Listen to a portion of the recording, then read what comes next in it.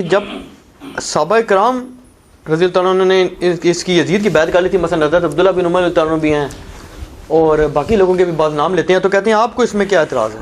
شاہ ہمیں کوئی اعتراض نہیں ہے. ہم یہ کہتے ہیں بیعت ہوئی کس طریقے سے ہے. عبداللہ بن عمر نے بیعت کر لی تھی.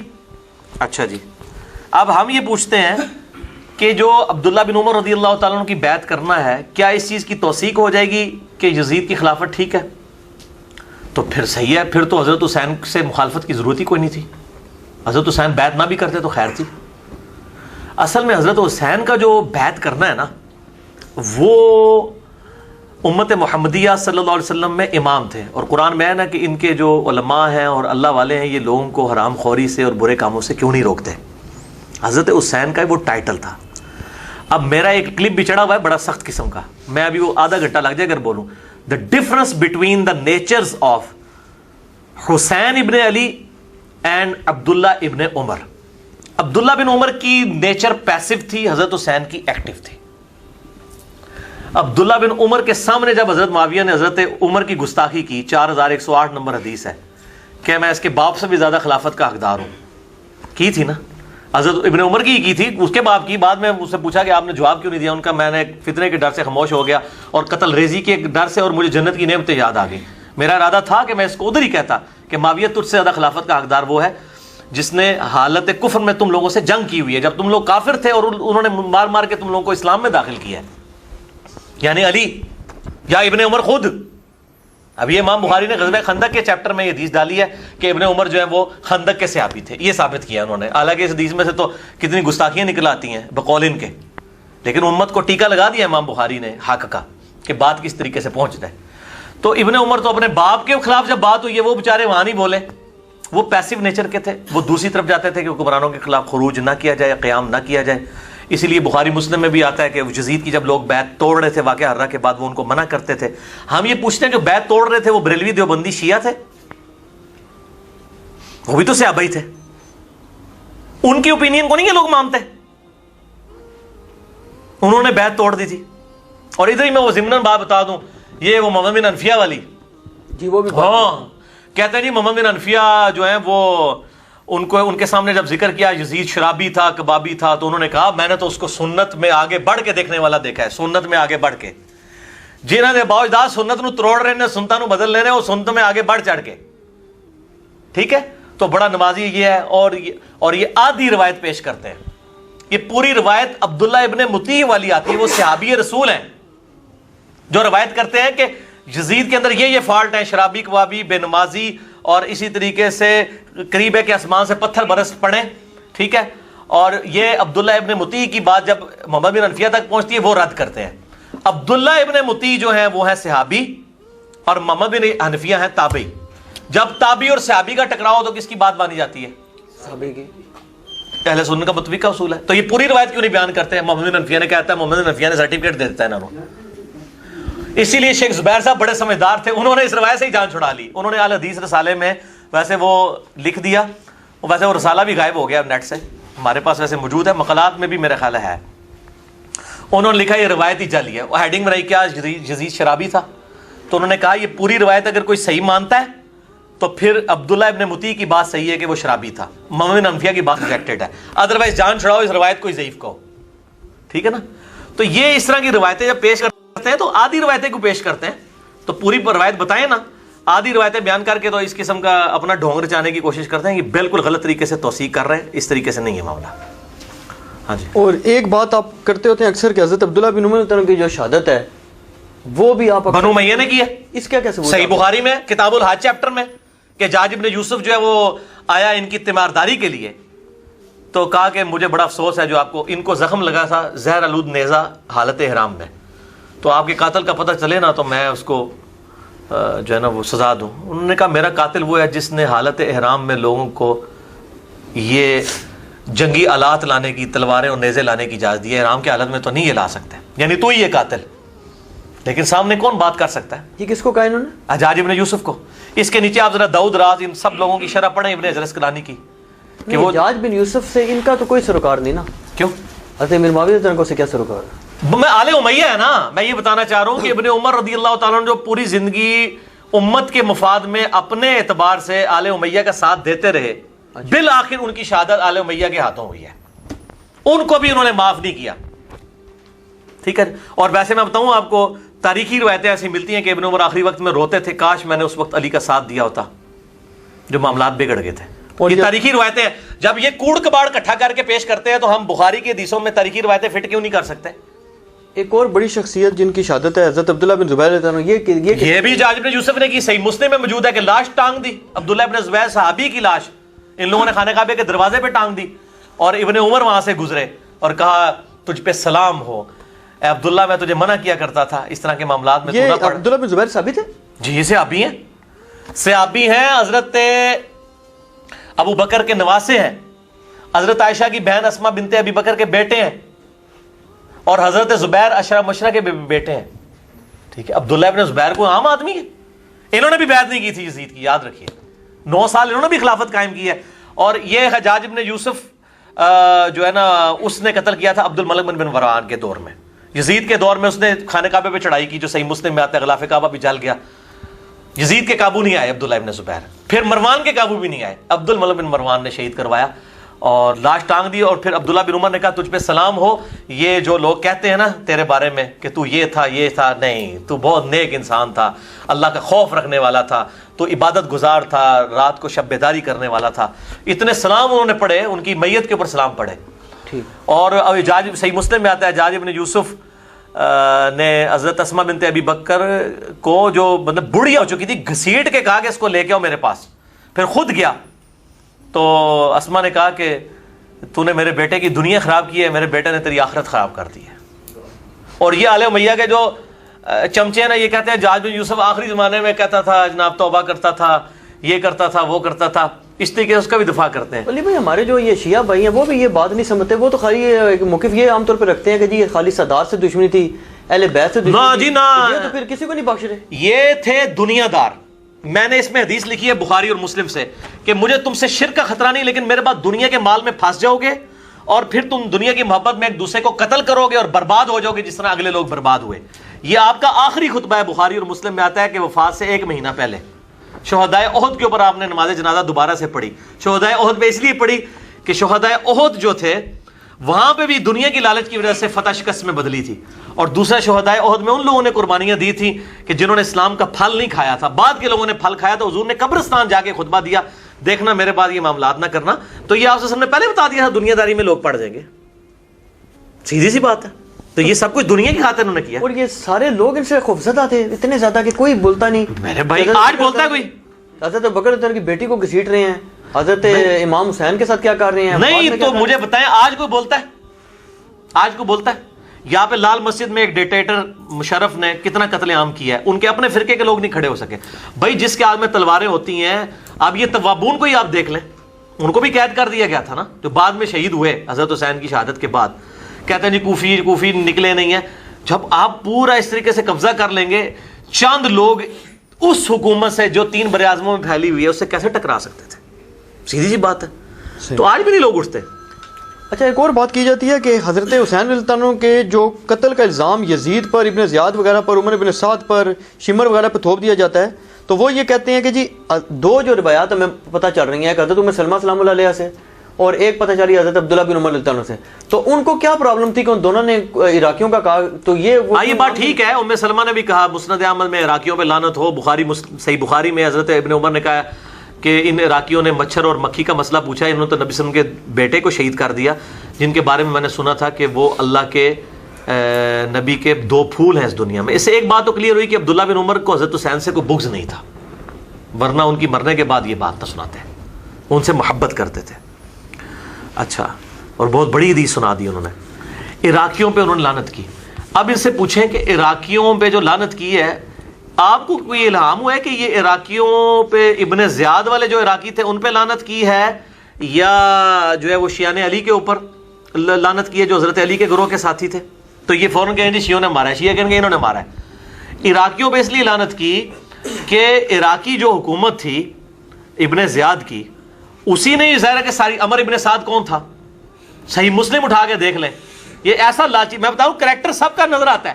صحیح مسلم میں ہے کہ سعد ابن ابی وقاص کہ سامنے بیٹا آ رہا ہے عمر ابن سعد, تو حضرت سعد بن ابی وقاص کہتے ہیں اللہ اس شخص کے شر سے میں تیری پناہ میں آتا ہوں, اپنے بیٹے کے شر سے.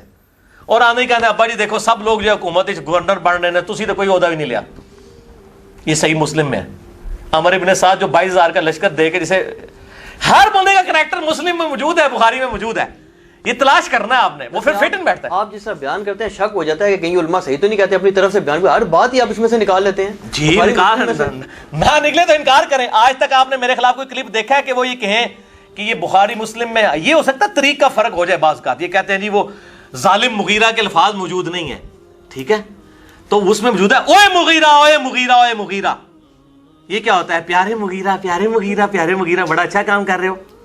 ظالم مغیرہ وہ اس لیے مکس ہو گیا کہ دوسری روایت میں موجود ہے اس ظالم شخص کو دیکھو کہ یہ ہمیں کہتے ہیں ہم اپنے جنتی بھائی پر لعنت کریں. ظالم تو کہا ہوا ہے دوسرے طریق کے اندر, ٹھیک ہے, طریق مکس ہو جاتے ہیں. لیکن آج میں جو ذہنی طور پہ نا مکمل طور پہ زبان کی اس اعتبار سے بھی احتیاط کر رہا ہوں کہ میں جو بات کہہ رہا ہوں انہی الفاظ کے ساتھ ہوگی, کہ سعد ابن ابی وقاص کہتے ہیں میں اس کے شر سے اللہ تیری پناہ مانگتا ہوں, یہ دنیا کا لالچی. اور بعد میں اس کو رے کی گورنری کی لالچ دے کے حضرت حسین کے قتل پہ آمادہ کیا گیا. یہ عبید اللہ بن زیاد کا گورنر تھا, یہ شیعان علی کا گورنر تھا, یہ بھیجا ہوا تھا. تو اچھا کہتے ہیں جی وہ عراقیوں نے کیا نا میرے بھائی, پیچھے شام والوں کو تو انہوں نے کہنا ہی نہیں تھا. اس کی وجہ یہ ہے کہ شام میں تو مرکزی حکومت بیٹھی ہوئی تھی. یہاں پہ جب عمران خان صاحب اعتراض کرتے ہیں تو پنجاب پولیس کہتے ہیں نا, وہ یہ تو نہیں کہتے نواز شریف کی پولیس, لیکن جب پنجاب پولیس کہہ رہے ہوتے ہیں تو پنجاب کی حکومت نواز شریف صاحب کے انڈر ہے, تو انڈائریکٹلی وہ نواز شریف صاحب کو کہہ رہے ہوتے ہیں. لہٰذا جب اس وقت کہے گا عراقیوں نے کیا تو عراق اس وقت کس کا صوبہ تھا, اہل شام کا, تو ڈائریکٹلی تو انہوں نے کیا تھا, عبید اللہ بن زیاد نے کیا. اور یہ کہتے ہیں جی واقعہ کربلا جی ثابت نہیں ہے, یزید تک خبر نہیں پہنچی, اور پھر وہ جھوٹی روایت ہے یزید بڑا روئے اور یہ وہ. اچھا رونے کے بعد انہوں نے ابن زیاد کو ہٹا دیا, ٹھیک ہے. ان سے پوچھا صحیح مسلم کے اندر موجود ہے, میں نے اس پمفلٹ میں اس کا اشارہ کرایا ہوا صرف, صحیح مسلم 6309. یہ کہتے ہیں واقعہ کربلا ثابت ہی نہیں ہے. 6309 نمبر حدیث ہے کہ امام زین العابدین رحمہ اللہ تعالی وعلیہ السلام یہ واقعہ کربلا کے بعد مقتل حسین کے بعد یزید سے ہو کر مدینے آئے. یہ الفاظ ہے صحیح مسلم کے, واقعہ کربلا ثابت ہو گیا. اور ان کے پاس رسول اللہ کی تلوار تھی صلی اللہ علیہ وسلم, جو حضرت علی کے پاس تھی, اس کے بعد حضرت حسین کے پاس تھی, حسین کی شہادت کے بعد ان کے پاس آ گئی. اور مسور بن مخرمہ آئے, انہوں نے کہا اے اللہ کے نبی کے نواسے یہ لوگ آپ سے چھین لیں گے. کون چھین لیں گے؟ بریلوی دیوبندی اہل حدیث چھین لیں گے, آل امیہ. تو آپ مجھے دے دیں گے تلوار, اس میں تلوار کی حفاظت کروں گا. یہ صحیح مسلم 6309 نمبر فضائل فاطمہ والے چیپٹر میں یہ حدیث موجود ہے. تو واقعہ کربلا کا ذکر صحیح مسلم کے اندر موجود ہے, ٹھیک ہے, بخاری کے اندر موجود ہے. میں نے کتنی روایتیں اس میں نقل کی ہیں, یہ کہتے ہیں نہیں فلاں چیز ثابت نہیں, ساری کی ساری یہ واقعہ کربلا کے اوپر جو میرا رافضیت ناسبیت والا پمفلٹ 5A ہے اس کے اندر موجود ہے. یہ چیزیں موجود ہیں میرے بھائیوں. یہ مطلب باتیں کر دینا آسان ہے. دیکھیں ہم بلو پرنٹ آپ کو پیش کر رہے ہیں نا, بلو پرنٹ پیش. یہ تاریخ اس تاریخ میں بیٹھے گا جو مودودی صاحب بیان کر رہے ہیں, لیکن یہ جو کچھ کوڑ کباڑا یہ سارے ہی تاریخ سے پیش کر رہے ہیں, یہ اصل میں منکرین حدیث ہیں. اچھا دیکھیں یہ سنابلی صاحب جتنے والے دے رہے ہیں منکرین حدیث کے دے رہے ہیں نا, سارے والے جن کو اہل حدیث بھی خبیث مانتے ہیں, شبیر کو, اسی طریقے سے محمود عباسی کو, ان لوگوں کے حوالے دے رہے ہیں نا. شبیر کا تو نہیں دیا نے, کوئی رحمان سنبلی, ہاں ان لوگوں کے, ان کو اہل حدیث, محمود احمد عباسی کو تو اہل حدیث خبیث کہتے ہیں, انگریزوں کا پٹھو. منکرین حدیث وہ تو بخاری کو کھوتا کہتا تھا. ابو جابر دامانوی خود کہتے ہیں, اس سے تو ابو جابر نہیں نا رجوع کر سکتے, وہ کہتے ہیں میں اپنے کانوں سے سنا ہے کہ انہوں نے کہا جی اچھا بخاری کھوتے نے بھی بخاری میں حدیث لیے کہ حسین کا سر کاٹ کے عبید اللہ ابن زیاد کے سامنے رکھا گیا, اور آئے لوگ کہہ رہے ہیں جی وہ سامنے رکھا گیا, اس کا یہ مطلب تو نہیں عبید نے قتل کروایا. اچھا وہ جو سر میرے سامنے کو سر کاٹ کے لا کے رکھے میرے بیٹے کا, تو میں اس کو انعام نوازوں گا, پھر وہ چھڑیاں مارنے لگا. ٹھیک ہے جی, اے بھی غلط تعویل کرتے ہیں اسی طریقے سے کہ آپ ہر بات میں سے نہیں, وہ تو لاتے ہیں نا حضرت علی پہ اٹیک کرتے ہیں نا جواب میں, وہ کہتے ہیں حضرت علی کے سامنے بھی سر کاٹ کے لایا گیا. کس کا؟ یہ میں کس کی روایت سن رہا تھا کہ غالباً نہیں حضرت زبیر کا لایا گیا. نا جی نا, کوئی سر کاٹ کے, یہ ان کی کسی پہلی دفعہ بھائی میرے تمام محدثین مورخین نے لکھا ہے کہ پہلی دفعہ اگر کوئی سر کاٹ کے کسی مسلمان حکمران کے سامنے رکھا گیا ہے نا تو وہ معاویہ کے سامنے عمار کا سر ہے. اس سے پہلے کبھی سر نہیں رکھا گیا. نبی صلی اللہ علیہ وسلم کے بارے میں ایک روایت آتی, مجھے اب پتہ نہیں اس کی صحت ہے کہ اس طرح رکھا گیا, آپ نے اتنا ناپسند فرمایا اس چیز کو, تو آپ نے کہا ادھر سے لے جاؤ, یہ کام نہ کرو. یہ نہیں ہوا, عمار کا سر کاٹ کے سب سے پہلے رکھا گیا تھا. ٹھیک ہے, اور میں آپ کو پھکی دے دوں ابھی, عمار کا سر کاٹ کے رکھا گیا تو اس کے بعد تو توبہ کر لینی چاہیے تھی نا. اب تو ادھر تو عمر بن عاص بھی کہہ رہے ہیں کہ باغی جماعت قتل کرے گی, ٹھیک ہے, ہمارے سامنے ہم بھی کانپ اٹھے. تو لیکن نہیں, وہ الٹا تعویل کی کہ جی عمار کو ہم نے کیوں قتل کیا ہے, نہ علی لے کے آتا نہ یہ قتل ہوتا, ٹھیک ہے. پھر تاریخ کی روایتوں حدیث میں تو اتنا ہے, تاریخ میں ملتا ہے کہ حضرت علی تک جب یہ معاویہ کی بات پہنچی نا تو حضرت علی نے کہا اچھا پھر حمزہ کا قاتل نبی صلی اللہ علیہ وسلم تھے, نہ حمزہ کو لے کے آتے احد میں, نہ حمزہ شہید ہوتا. اے پکی دیتی معاویہ نو حضرت علی نے کہ تو یہ گل کیتی ہے. جڑا میرا سپورٹر ہے, آرمی چیف ہے میری طرفوں, 93 سال دی عمر جو بندہ لڑائی پہ لڑتا ہے عمار ابن یاسر, اس کو تم کہہ رہے ہو نہ علی لاتا نہ وہ. لیکن ملا علی قاری نے ویسے جرت کی ہے, یہ میں پھکی دے رہا ہوں, ملا علی قاری کے بھی بڑے والے آج کل اہل حدیث بھی پیش کر رہے ہیں. ملا علی قاری نے مرقاہ جو شرح مشکات کی لکھی ہے نا, مشکات میں جب یہ حدیث آتی ہے نا عمار کو باغی جماعت قتل کرے گی, اس کی شرح میں ملا علی قاری لکھتے ہیں کہ قتل عمار کے بعد یہ بات ڈیفائن ہو چکی ہے کہ معاویہ کی غلطی اجتہادی نہیں ہے بلکہ یہ ہٹ درمی پہ مبنی غلطی ہے. کیونکہ اگر اجتہادی تھی تو اس وقت تک تھی کہ اس بیچارے کو پتہ نہیں چلا. جب اس کو قتل عمار کے بعد بھی کہ باغی جماعت قتل کرے گی, ان کو بھی حدیث پتہ ہے, عمر بن عاص بھی سنا رہے ہیں, آپ تو توبہ کر لیتے نا کہ میری جماعت باغی ہے. ملا علی قاری نے جرت کی ہے, یہ رحمہ اللہ ہے آج کل اہل حدیثوں کا بھی, المتوفا 1014 ہجری, اور وہ تو کہتے ہیں امام حنیفہ اور ان لوگوں کے بعد سب سے بڑا امام ہی ملا علی قاری ہے. یہ مرقاہ کے اندر اس نے شرح مشکات میں لکھا ہے, یہ ملا علی قاری کا حوالہ لے جائیں, اس نے کہا ہے کوئی اجتہادی. اچھا مجھے لوگ کہتے ہیں کہ جی آپ نے اس میں لکھ دیا ہے کہ جی اجتہادی خطا ہے, ٹھیک ہے, تو یہ میرا اجتہاد ہے, آپ اسے اختلاف کر سکتے ہیں. اجتہادی خطا سے مراد ہے, میں بھی اجتہادی خطاب میں اپنی ویڈیو میں بتا دوں, اجتہادی خطاب میں مانتا ہوں اس وقت تک جب تک عمار قتل نہیں ہوئے تھے. آج کی ڈیٹ میں کوئی اجتہادی نہیں ہے. اور یہ جو حدیث بھی ہم نے فٹ کی ہے نا اس کے اوپر, وہ حاکم کے بارے میں ہے, حاکم سے بغاوت کرنے والے کے بارے میں, کہ حاکم اگر کوئی غلط کام کرے گا, یعنی حضرت علی اگر غلط جنگ کرتے تو ان کو 1 اجر ملتا اور صحیح جنگیں ہوتی تو 2 اجر. یہ نہیں کہ علی کے جو مخالفین ہیں ان کے اوپر یہ فٹ ہوگا, یہ انڈائریکٹلی اجتہادن طور پہ فٹ کرتے ہیں, ٹھیک ہے نا جی. بہرحال حضرت عائشہ طلحہ زبیر کی غلطی اجتہادی ہے کیونکہ ان کا رونا, معافیاں مانگنا اور حضرت علی کا معاف کرنا ثابت ہے. حضرت معاویہ رضی اللہ تعالیٰ عنہ نے کبھی معافی نہیں مانگی, الٹا قنوت نازلہ سیدنا علی نے ان پہ پڑھی اور کہا قیامت دن فیصلہ ہوگا. اور ہم لعنت کے لیے قائل نہیں ہیں, بالکل لعنت نہ کریں. ہم تو کہتے ہیں جو صحابہ پر انکلوڈنگ معاویہ, عمر بن عاص, مغیرہ ابن شعبہ رضی اللہ عنہم اجمعین, یا بسر بھی ہوں, ان پہ لعنت کرتے ہیں وہ معاویہ کے شیعہ ہیں, اور جو ان پہ لعنت نہیں کرتے وہ علی کے شیعہ ہیں. علی نے تو مخالفین کے جنازے بھی پڑھائے ہیں, میں نے اس میں بتایا. خوارج کے بارے میں کہا ہمارے بھائی تھے وہ گھوڑے ہو گئے, ٹھیک ہے نا. ہم علی کے شیعہ ہیں پولیٹیکلی ٹرم میں, ٹھیک ہے نا. شیعان علی, اہل سنت کا منہج ہی, اہل حدیث کا منہج ہی شیعان علی والا ہے, ٹھیک ہے. اور رافضیوں کی بات نہیں کر رہا, یا سعودی عرب کے تنخواہوں پہ پلنے والے اور ایران کی تنخواہوں پہ پلنے والے جو مولوی چوہے چابیاں دے کے چھوڑے ہوئے, ان کی بات نہیں میں کر رہا. یہ چابیاں دے کے چھوڑے ہوئے ہیں نا انہوں نے, پیچھے سے ریال آتے ہیں بولنا شروع کر دیتے ہیں اور پھر باتیں بھی یاد ہی کرتے ہیں. پوری بات بتاؤ, ٹھیک ہے, ٹھیک ہے, کہ یزید کوئی آسمان سے نازل ہو کر آ کر تو تخت پہ نہیں بیٹھ گیا. یہ بہت بڑا دھوکہ دیا جا رہا ہے ٹی وی کے اوپر بھی کہ پتہ نہیں یزید کوئی اوپر سے نازل ہو کے تو آ کے بیٹھ گیا تھا کسی تخت پہ. اور اس کی وجہ کیا ہے؟ اگر اس کو ایکسپلور کریں گے تو پھر اور لوگوں کے نام بھی آئیں گے اور پھر اپنا فرقے کا نقصان ہوگا.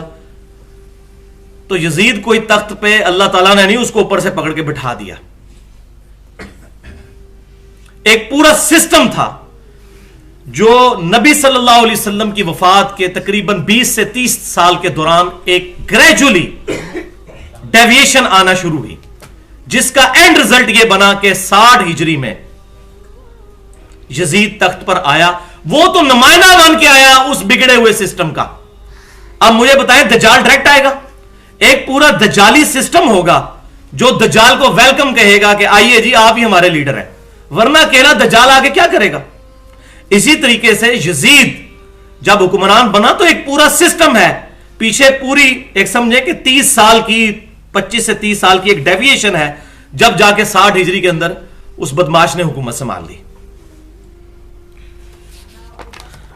تو میرے ناقص علم کے مطابق واقعہ کربلا کے اسباب کے کانٹیکسٹ میں اس امت تک جس بندے نے ٹروتھ ریویلڈ کیا ہے, سچائی کھول کر اریاں کر کے ننگی کر کے بتائی ہے, ایک عام فہم بندے تک, امت پوری پہ احسان ہے اس بندے کا.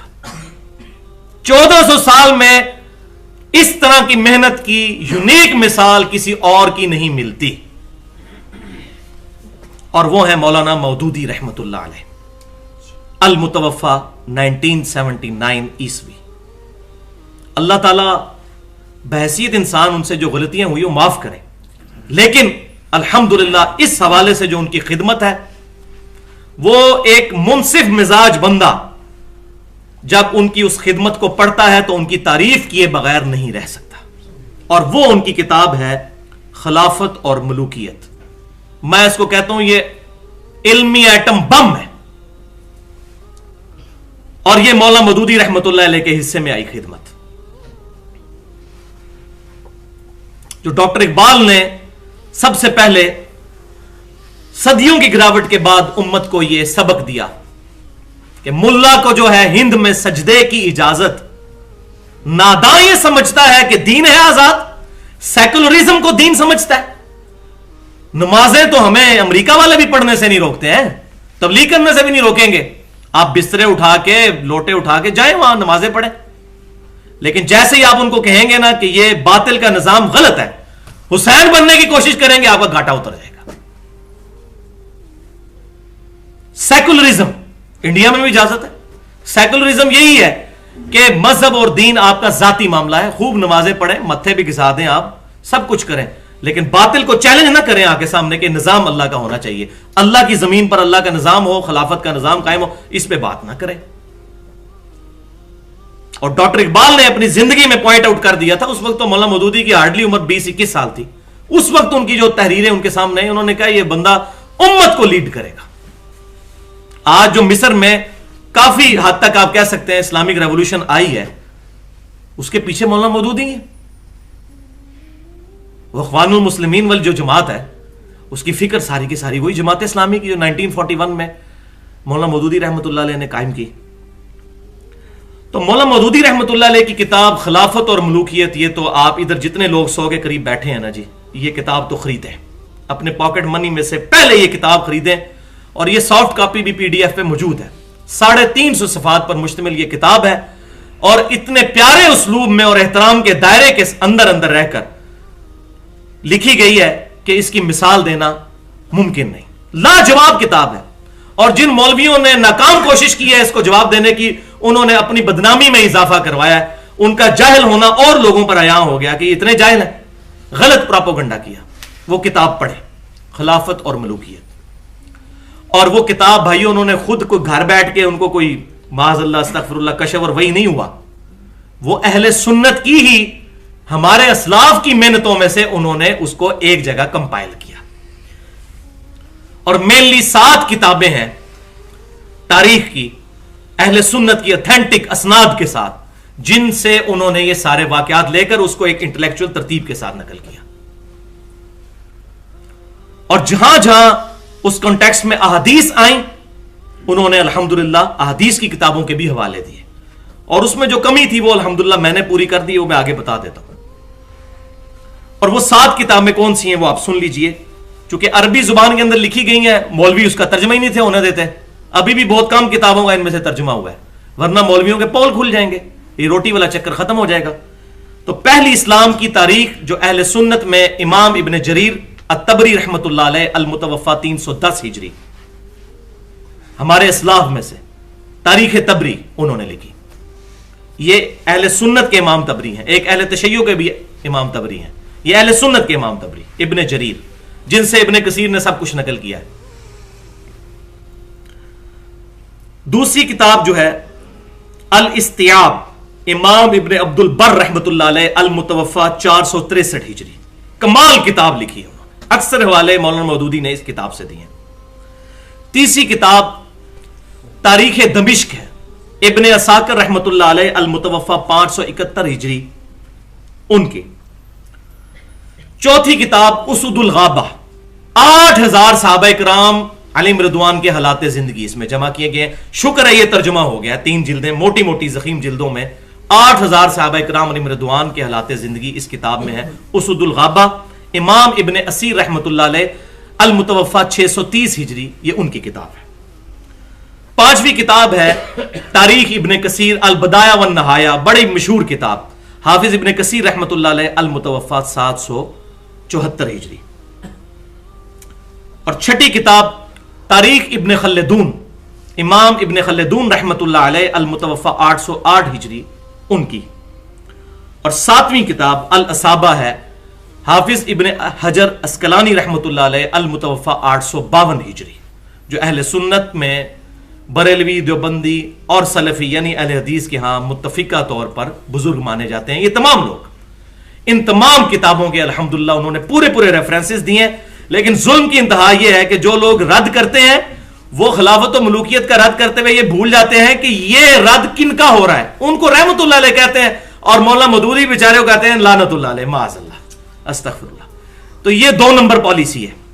तो पंजाबी में ही इसकी सही ट्रांसलेशन हो सकती है कि चोर ना मारो, चोर दी मां मारो। पहले चोर को बाद में मारा जाए, पहले उसकी मां को मारे जिसने चोर को जन्म दिया। तो पहले इन सारे बुजुर्गों को लानती और ये सब कुछ डिक्लेयर करेंगे अगर इतने जुर्रतमंद है, माअज़ल्लाह, अस्तगफिरुल्लाह, और फिर आए सामने। और फिर इस कॉन्टेक्स्ट में उन्होंने अल्हम्दुलिल्लाह अहदीस भी बयान की है। और इस किताब का जो मुकदमा है तकरीबन 1.5 सफ़े का है। उसमें आपको इंटेंशन पता चलेगी कि ये किताब क्यों लिखी जा रही है।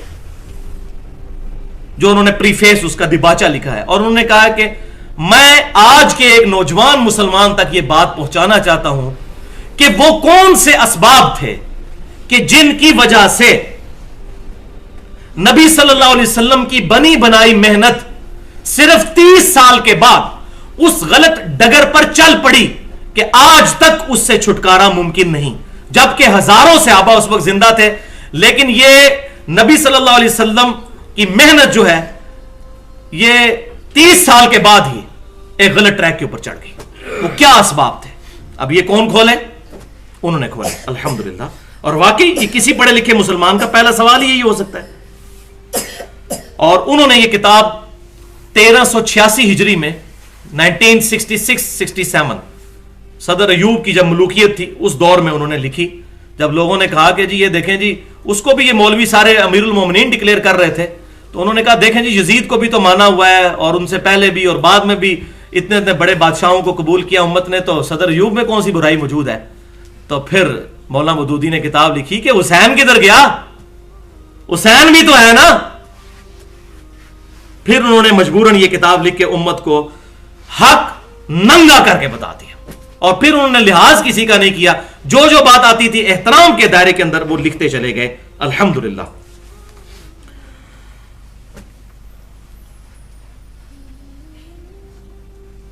मौला मदूदी रहमतुल्लाह अलैह की ये किताब खिलाफत और मलूकियत मैंने 2012 इसी साल जून में पढ़ी।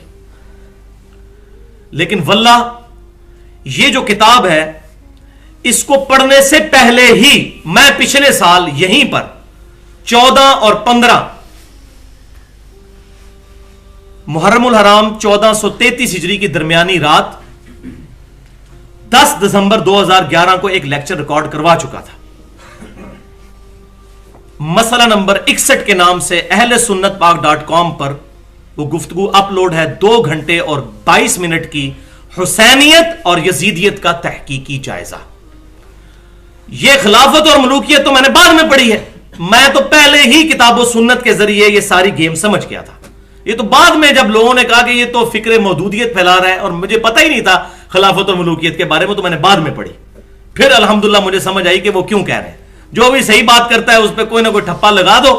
कोई तौहीद की बात करे तो कोई ये वाबी है, कोई अहले बैत की बात करे उसको ये तो शिया हो गया, कोई सहाबा की बात करे उसको ये देवबंदी हो गया, कोई नबी वसल्लम की मोहब्बत की बात करे तो उसको कोई बरेलवी हो गया। ये मौलवियों ने टोटके बनाए हुए हैं अपनी अपनी दुकानदारी चलाने की। ये मैंने अल्हम्दुलिल्लाह 35 साल की उम्र में ये पूरा ये जो तजर्बा है उसके बाद मैं आपको निचोड़ निकाल के बता रहा हूं इन मौलवियों का जो इन्होंने उम्मत के साथ जुल्म किया।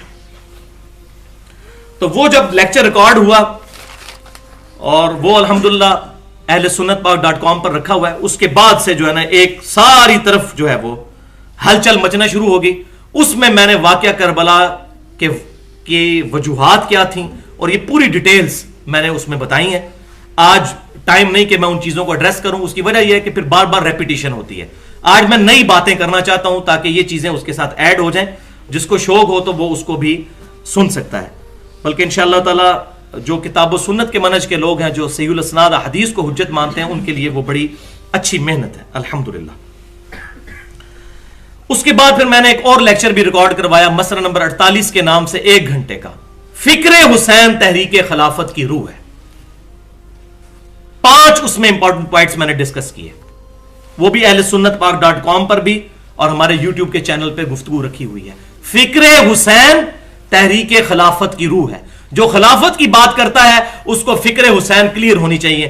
3 لٹمس ٹیسٹ میں نے اس میں بتائے ہیں, ان میں سے تیسرا یہ ہے. پہلا یہ ہے کہ کتاب اللہ کی طرف اس کی دعوت ہو, فرقہ واریت سے پاک. دوسرا پوائنٹ, قتال کے اوپر وہ زور دیتا ہو, قتال سے نہ بھاگے. اور تیسرا, فکر حسین اس کو کلیئر ہو, ورنہ تو آج کے حکمران یزید سے بہت بہتر ہے. یہ اہل بیت کے قاتل تو نہیں ہے. اگر آج کے بدماش ملوکوں کو ہم نے غلط کہنا ہے تو ہمیں پہلے یزید کو بھی غلط کہنا پڑے گا. آپ کہیں وہ ٹھیک ہے اور یہ غلط ہے, تو پھر فکر حسین کلیئر نہ ہوئی تو پھر تو خلافت کی بات کرنا ہی غلط ہے. اور الحمدللہ مجھے اس دفعہ بڑی خوشی ہوئی, میں آپ کے ساتھ بھی شیئر کرتا ہوں, اسلام آباد پورے میں نے یہ دیکھا ہے, جماعت اسلامی کی طرف سے, میں کوئی رکن نہیں جماعت اسلامی کا, فکر حسین والے لیکچر میں نے تنظیم اسلامی کی بات کی اور ڈاکٹر اسرار صاحب رحمۃ اللہ علیہ کی بات کی. میں تو الحمدللہ جو حق بات جو بھی بندہ بیان کرتا ہے اس کی میں تعریف کرتا ہوں. تو اس دفعہ جماعت اسلامی نے, میں ان کو کریڈٹ دیتا ہوں یہ کہ پورے اسلام آباد میں انہوں نے بڑے بڑے بینرز لگائے, وائٹ اور ریڈ کلر میں. وائٹ بینرز تھے اور اس پہ ریڈ لکھائی ہوئی تھی, اور اس پہ کیا لکھا تھا, اسلامی نظام خلافت کے لیے قربانی پیش کرنے والے امام حسین کو سلام پیش کرتے ہیں. اللہ اکبر. وہی جو میں نے جملہ بولا تھا نا, یہ میرا گولڈن کوٹ ہے. فکر حسین تحریک خلافت کی روح ہے. جو کہتا ہے نا حسین باغی ہے, وہ خلافت کی بات کرنا چھوڑ دے. جب تک حسین سمجھ نہیں آئیں گے خلافت نہیں سمجھ آ سکتی. جب تک بنو امیہ کی بدماش حکومت کو بدماش حکومت نہیں کہا جائے گا, اس وقت تک خلافت کی بات ہو ہی نہیں سکتی. کاٹ کھانے والی ملوکیت. اور تیسرا لیکچر جو 2 ہفتے پہلے ہی میں نے ریکارڈ کروایا, 55B مسئلہ کے نام سے, وصی رسول کون ہے اور حدیث قرطاس کا تحقیقی جائزہ. 2.25 گھنٹے کی علمی گفتگو, بلکہ علمی ایٹم بم ہے, اور اس میں میں نے کافی ساری چیزیں جو ہیں کھول کھول کر بیان کی ہیں. یہ تو تھے لیکچرز. 2 ریسرچ پیپرز ہیں جو میں سمجھتا ہوں کہ اگر کوئی بندہ خلافت اور ملوکیت نیکسٹ ٹائم پرنٹ ہو, ویسے تو لاکھوں کی تعداد میں پرنٹ ہو چکی ہے, 31 کے قریب اس کے ایڈیشن نکل چکے ہیں خلافت اور ملوکیت کے. ان 40-50 سالوں میں لاکھوں اس کے ورژن نکل چکے ہیں, لاکھوں کی تعداد میں پبلش ہو چکی ہے. اس کے اندر اگر یہ 2 ریسرچ پیپر میرے مختصر سے ہیں, ایک 4 صفحے کا ہے اور ایک 10 صفحوں کا, 5 ورقوں کا, وہ میں آپ کو بتا دیتا ہوں. وہ آپ کو لیکچر کے اینڈ پہ مل بھی سکتے ہیں جس کو چاہیے ہو. ریسرچ پیپر نمبر 5A اہل سنت پاک.com پر رافضیت, ناسبیت اور یزیدیت کا تحقیقی جائزہ.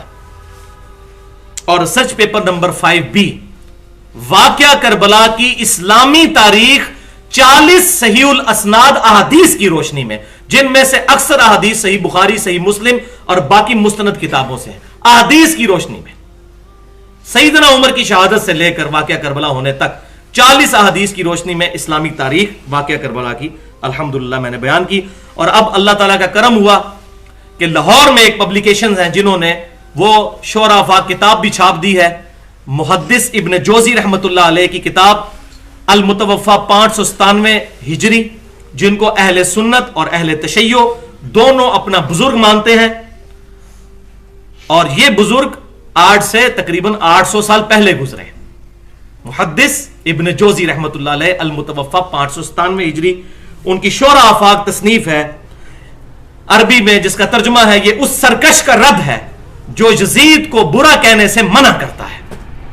اور کمال کتاب لکھی ہے انہوں نے ائمہ اہل سنت امام احمد بن حنبل رحمت اللہ علیہ اور باقی ائمہ کے اقوال لکھ کر یزید کی شخصیت کو ننگا کیا, حتیٰ کہ ایون حضرت امیر معاویہ رضی اللہ تعالیٰ عنہ کی جو اجتہادی غلطیاں ہیں احترام کے دائرے کے اندر وہ بھی انہوں نے بیان کی, بدتمیزی کے ساتھ نہیں, احترام کے دائرے میں. اور واقعہ کربلا کا جو صحیح سکیچ ہے وہ اس کتاب کے ذریعے سامنے آ سکتا ہے. یہ اہل سنت پاک.com پر 22 سے 23 MB کی فائل ہے, آپ ڈاؤن لوڈ کر لیں. تقریباً 180 صفحوں پر مشتمل ہے یہ کتاب, 160 صفحوں پر. اس میں سے پہلے 80 صفحے جو ہیں وہ مقدمہ وغیرہ لکھا ہے آج کے علماء کے مختلف احادیث کی روشنی میں انہوں نے اپنے کمنٹس دیے، اور 80 صفحوں پر یہ کتاب ہے. یہ الحمدللہ منگوائی بھی جا سکتی ہے، ہمارے یہاں سے مل بھی سکتی ہے. تو یہ وہ کتاب ہے جو اتھینٹک ترین کتاب ہے یزید کے ٹاپک پر، اور یہ ہمیشہ سے اہل سنت علماء اس کو پیش کرتے آئے ہیں. ایون امام ابن تیمیہ رحمۃ اللہ علیہ المتوفا 728 ہجری، انہوں نے اس کتاب کی تعریف کی ہے.